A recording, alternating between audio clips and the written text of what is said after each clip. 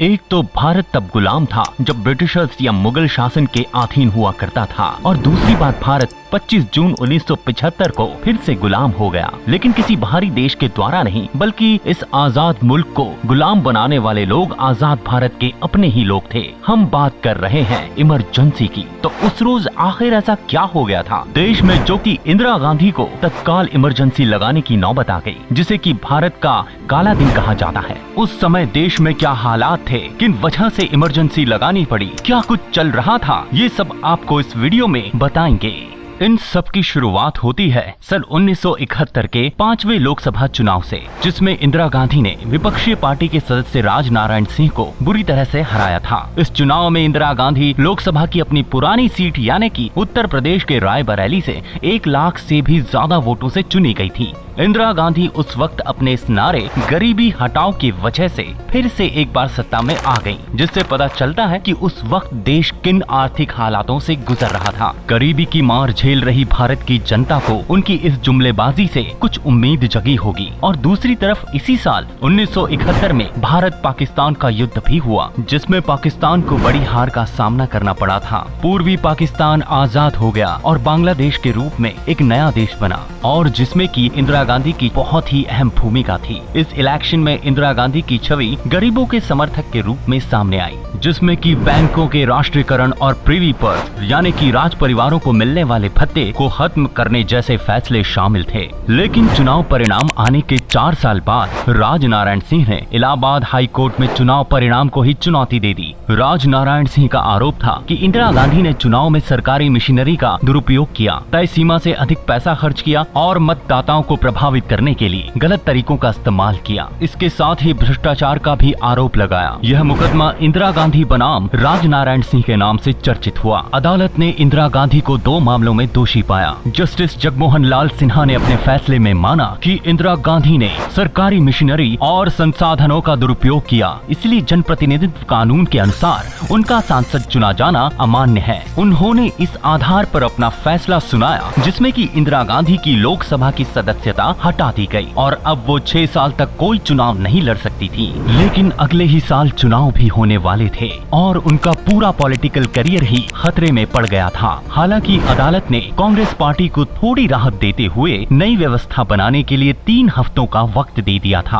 साथ ही अदालत ने इंदिरा गांधी को भ्रष्टाचार के आरोप से भी मुक्त कर दिया। 20 दिसंबर 1973 को बढ़ती फीस, महंगाई और सत्ता में फैल चुके भ्रष्टाचार के साथ ही स्टूडेंट्स हॉस्टल में खाने के बिल में हुई 20% की बढ़ोतरी के विरोध में Gujarat LD college of engineering Ahmedabad के छात्र हड़ताल पर चले गए, क्योंकि 20% स्टूडेंट्स को अपने एक टाइम का खाना छोड़ना पड़ रहा था। बात बढ़ती गई और स्टूडेंट्स के आंदोलन को पूरे राज्य में समर्थन मिलने लगा। आखिरकार गुजरात के सीएम चिमन भाई पटेल को इस्तीफा देना पड़ा। इन आंदोलनों से इंदिरा गांधी बहुत परेशान हो गई थी, क्योंकि गुजरात में उनकी सरकार गिर चुकी थी और बिहार में सरकार हटाने की मांग की जा रही थी। बिहार में भी अब जेपी मूवमेंट चल रहा था, जिसे कि संपूर्ण क्रांति या बिहार आंदोलन भी कहा जाता है, जो कि जयप्रकाश नारायण के ही नेतृत्व में चल रहा था। जयप्रकाश नारायण एक स्वतंत्रता सेनानी थे। कैसे शुरू हुआ आंदोलन? ये मूवमेंट भी छात्रों द्वारा किया गया था। कांग्रेस पार्टी के चुनाव जीतने के बाद 1971 से 1972 तक लोगों को किसी भी प्रकार की कोई भी सुविधा प्राप्त नहीं हुई थी। अंतर्राष्ट्रीय स्तर पर संयुक्त राज्य अमेरिका ने भी भारत को हर तरह की मिलने वाली सहायता पर रोक लगा दी,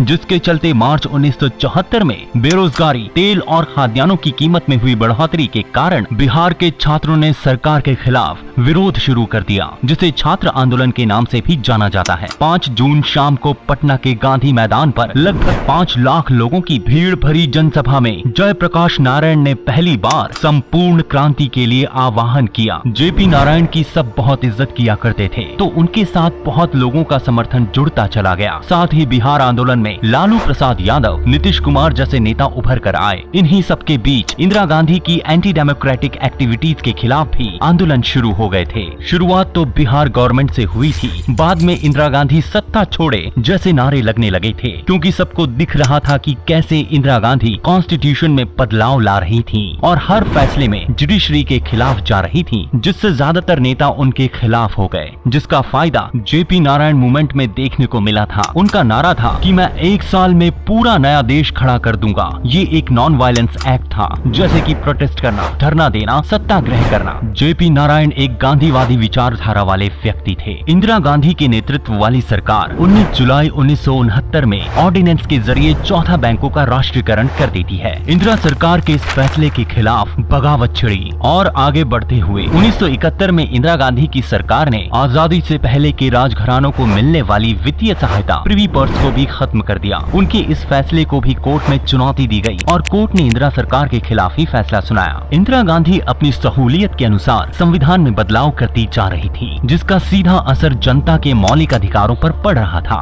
उन्हें नुकसान हो रहा था तो लोग न्याय के लिए अदालत का दरवाजा खटखटाते हैं और इंदिरा सरकार द्वारा लाए गए उन बदलाव को चुनौती देते हैं, जैसे कि गोलकनाथ केस, केशवानंद भारती केस और मिनर्वा मिल्स जैसे केस में हुआ था, जो कि बहुत ही चर्चित केस हैं, जिस वजह से इंदिरा गांधी और भारत के न्याय तंत्र के बीच मतभेद बढ़ते जा रहे थे। इस तरह लगातार 2 केस में हार चुकी इंदिरा सरकार के लिए सुप्रीम कोर्ट उसके रास्ते में किसी बड़े रोड़े की तरह दिखाई देने लगा था। रुकावट बन चुकी सुप्रीम कोर्ट का उपाय करने की कोशिश में इंदिरा सरकार ने संविधान संशोधनों का रास्ता अपनाया। अब क्योंकि इंदिरा गांधी गुजरात में हुए नव निर्माण आंदोलन, जिसकी वजह से गुजरात में उनकी सरकार गिर गई थी, और दूसरी तरफ राजनारायण सिंह केस में अदालत ने इंदिरा गांधी को दोषी पाया और ये फैसला सुनाया था कि वो 6 साल तक कोई चुनाव नहीं लड़ सकती थी, तो एक तरफ बिहार आंदोलन भी चल रहा था। इन सब वजहों के चलते इंदिरा गांधी ने खुद को हर तरफ से घिरा हुआ पाया। उन्हें ये भी डर था कि इस आंदोलन की वजह से बिहार में भी उनकी सरकार न गिर जाए। इन सब कारणों के चलते इंदिरा गांधी रातों रात एक ऐसा फैसला लेती है जिसकी किसी ने कल्पना भी नहीं की थी। वो देश में इमरजेंसी लगा देती है। कहा जाता है कि इमरजेंसी लगाने का फैसला तो इंदिरा गांधी ने जनवरी 1975 में ही ले लिया था, लेकिन उसको अमल में 25 जून 1975 में लिया था। लेकिन उससे पहले आइए जान लेते हैं कि आपातकाल किन परिस्थितियों में लगाया जा सकता है। संविधान क्या कहता है? पहला,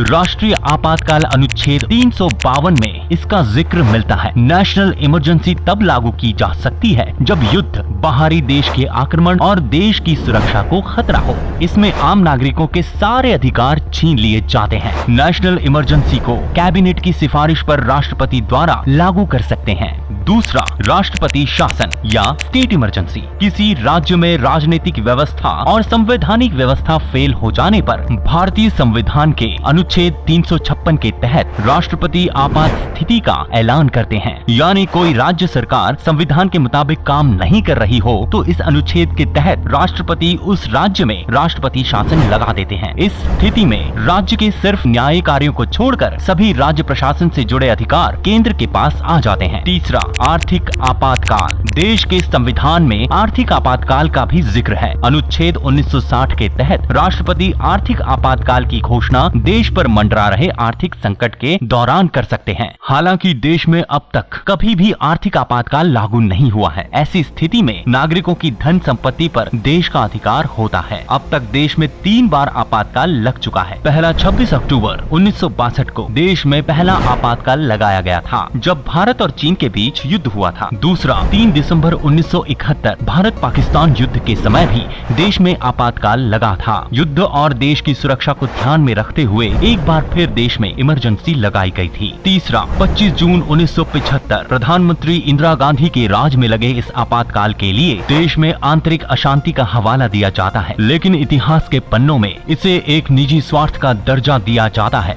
अब आइए फिर से रुक करते हैं इमरजेंसी की ओर। साल था 1974, जब रेलवे कर्मचारी हड़ताल पर चले गए थे। उस समय रेल मंत्री थे जॉर्ज फर्नांडिस, जो कि बाद में देश के डिफेंस मिनिस्टर बने। सरकार ने बहुत सख्ती से इस हड़ताल को तोड़ डाला। 30,000 से ज्यादा कर्मचारियों, नेताओं को गिरफ्तार कर जेल में डाल दिया गया। उनके परिवार वालों को रातों रात रेलवे क्वार्टर से निकाल दिया गया। इस हड़ताल को दबाते दबाते देश में सिविल वॉर जैसे हालात पैदा हो गए थे। इंदिरा सरकार की इस कठोर कार्यवाही की वजह से जनता में उनके खिलाफ गुस्सा भर चुका था। प्रधानमंत्री निवास में दूसरी तरफ संजय गांधी के सलाहकार, गृह राज्य मंत्री, दिल्ली के उप राज्यपाल और भी नेताओं ने मिलकर विपक्ष के नेताओं को गिरफ्तार करने की सूची तैयार की। 11:20 इंदिरा गांधी के सचिव R.K. धवन एक चिट्ठी लेकर राष्ट्रपति भवन पहुंचे, जो कि प्रधानमंत्री की चिट्ठी थी राष्ट्रपति के नाम। भारत के राष्ट्रपति फखरुद्दीन अली अहमद ने जैसे ही प्रोक्लेमेशन ऑफ इमरजेंसी पर दस्तखत किए, उसी समय से हिंदुस्तान का लोकतंत्र खत्म हो गया और हर तरफ गिरफ्तारियां शुरू हो गई, जिसमें बड़े बड़े नाम थे जैसे कि जेपी नारायण, मोरारजी देसाई, अडवाणी, अशोक मेहता और वाजपेयी। इसके बाद फौरन ही दिल्ली भर के सारे समाचार पत्रों के ऑफिस में बिजली काट दी गई ताकि अगले 2 दिनों तक अखबार में कुछ भी ना छापा जा सके। वहीं दूसरी ओर 26 जनवरी की सुबह सैकड़ों राजनीतिक नेताओं, कार्यकर्ताओं और कांग्रेस पार्टी का विरोध करने वाले ट्रेडर्स यूनियनों को जेल में बंद कर दिया गया था। इस दौरान बहुत कुछ ऐसा हुआ जिसकी कल्पना भी नहीं की जा सकती थी। आक्रोश, विद्रोह, दहशत और तानाशाही हर तरफ दिखाई दे रही थी। उस समय लोग आजाद होकर भी आजाद नहीं थे। स्वतंत्र भारत के इतिहास में ये सबसे विवादास्पद काल था। अगली सुबह रेडियो पर इंदिरा गांधी ने देश की जनता को संबोधित करते हुए अपने भाषण में आपातकाल की जानकारी दी कि आपातकाल लग चुका है। भाइयों और बहनों, राष्ट्रपति जी ने आपातकाल की घोषणा की है। इससे आतंकित होने का कोई कारण नहीं है। इमरजेंसी के दौरान इंदिरा सरकार द्वारा कई सारे अमेंडमेंट लाए गए, जिसने हमारे संविधान को ही बदल कर रख दिया। 42nd अमेंडमेंट एक्ट 1976 में लाया गया। अब पार्लियामेंट में कोई अपोजिशन तो बचा ही नहीं था। जो भी लॉ पास करवाना होता था तो उसमें कोई भी दिक्कत नहीं आती थी। इंदिरा सरकार ने 42nd अमेंडमेंट एक्ट लाकर कोर्ट की पावर को जितना हो सकता था कम कर दिया।